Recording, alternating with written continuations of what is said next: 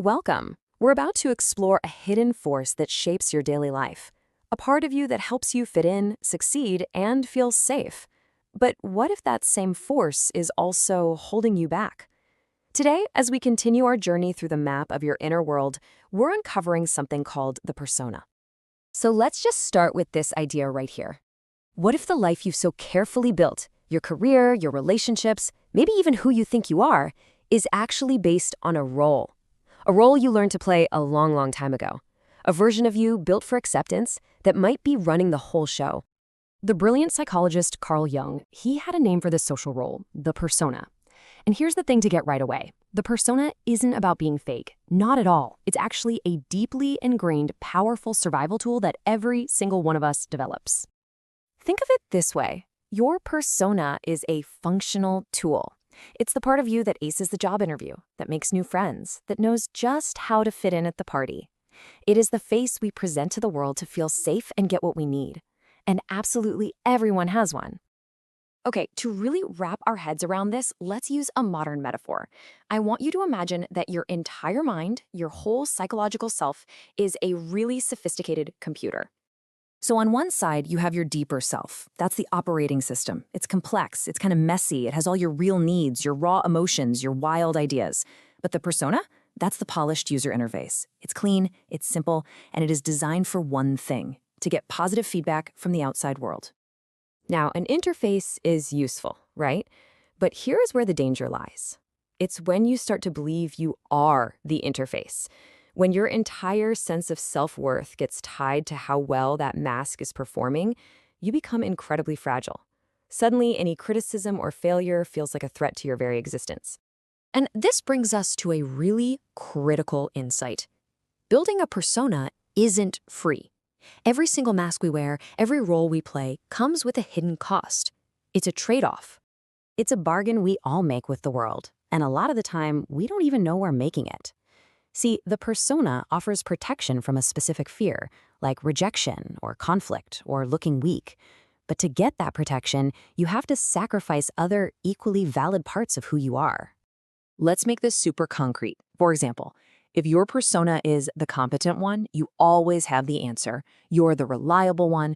This protects you from ever looking lost or incapable.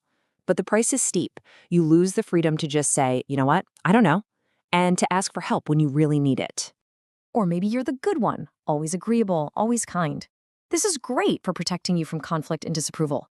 But the cost is often huge. You have to suppress your own healthy anger, which makes it nearly impossible to set firm boundaries for yourself. Or how about the independent one? You masterfully protect yourself from the vulnerability of ever needing anyone. But the cost is profound. You can end up walling yourself off from the genuine connection and support that, well, we all need as human beings. So we know having a persona is normal. The real question is, are you using your mask, or is your mask using you? Let's look at some of the signs. Just think about this for a second. Do you feel that click as you switch on a different personality before a meeting, or that deep exhaustion after a party, even if it was a fun one? What about that nagging fear of being found out, or feeling personally attacked by any kind of criticism? These are all clues. They point to a life that's become less about living and more about just managing an image. And this is where it all connects. This leads us to a crucial link, something we talked about in our last explainer on the shadow. Because the persona and the shadow, they aren't separate things. They're two sides of the same coin. They actually grow together. Think about it. All those parts of yourself you have to hide to keep your social mask in place, the anger, the neediness, the confusion, they don't just vanish into thin air. Nope, they go underground. They get pushed down into the unconscious, and that is exactly how the shadow is formed. Your psyche is always seeking balance. It's like a law of inner physics. So a persona of relentless positivity and kindness will inevitably create a shadow that's full of bitterness and resentment. A persona of pure logic creates a shadow of emotional chaos. One extreme always gives birth to its opposite, down in the dark.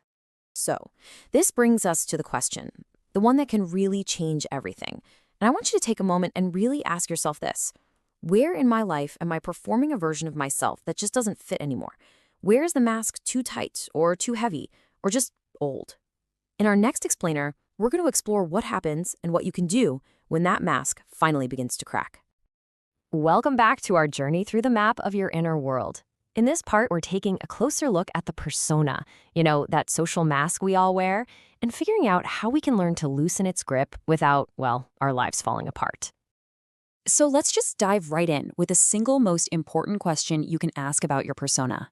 It's not if you have one, we all do, that's a given.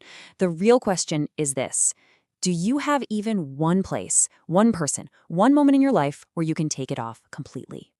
Because here's the thing, the mask becomes a real problem, even a danger, when our nervous system learns to believe that we are only safe, only okay when we are performing for other people. When that role we play becomes our only safe harbor. Now, at some point, that mask can start to feel less like a safe harbor and more like a cage. And when it begins to crack, it's so easy to panic and think it's a crisis. But what if it's not? What if it's actually a necessary and healthy correction? Let's explore that. Most of us have heard of the midlife crisis, right? But what if that's the wrong name for it? Psychologically speaking, it's often a healthy correction. It's a demand from your deeper self to stop performing and to start becoming whole. You see, you built a life that fit the role you thought you should play. And now your psyche is stepping in and saying, okay, time out. Let's build a life that fits the real you. And your psyche doesn't just whisper, it sends up flares. This stuff isn't random. That deep fatigue you can't sleep off, that constant irritability, or just a sense of numbness, maybe a restless anxiety that something is just off. These aren't symptoms to ignore. They're messages, and they're all telling you one thing: the mask has become too tight. So how can you really tell when the mask is running the show? Well, the persona has a tell. It has a giveaway. It speaks a very specific language to keep itself in control. The language of shoulds. Think about it. The persona is constructed from this whole web of invisible rules and social programming. It's literally built from all the things we believe we should be. It's that voice in your head, right? The one that tells you to hide your vulnerability, to never show weakness, because you've learned you should always be the strong one. Or how about this one? That nagging voice that completely dismisses any real dissatisfaction you feel, telling you that you have no right to complain because you should just be grateful for everything you have. Then there's that relentless, grinding pressure to always be doing, achieving, producing. It's the voice that measures your worth by your output because you believe you should always be productive.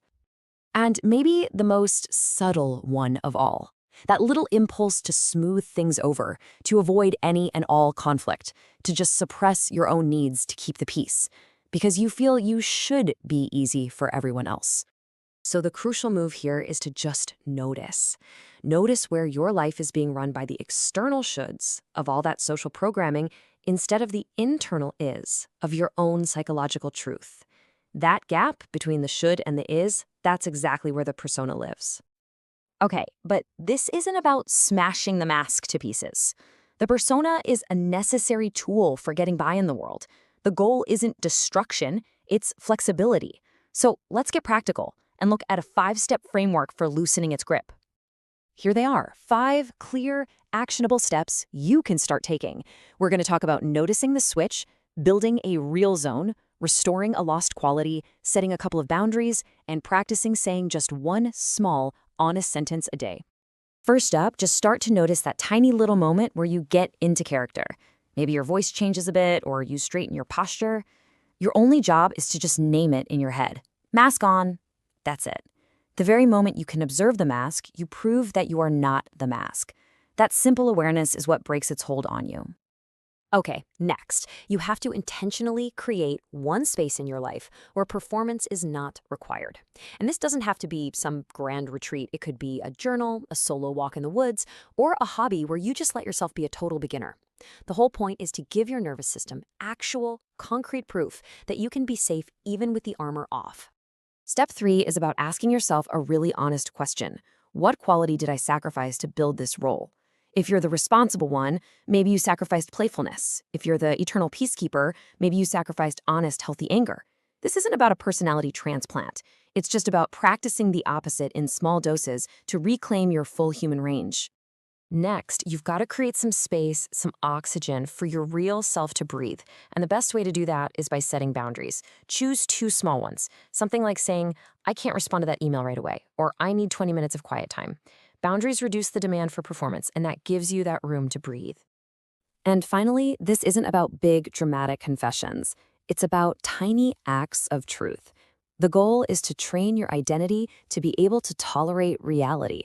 So practice saying one simple, honest sentence each day. It could be, I don't know, or I need help, even just, I'm overwhelmed.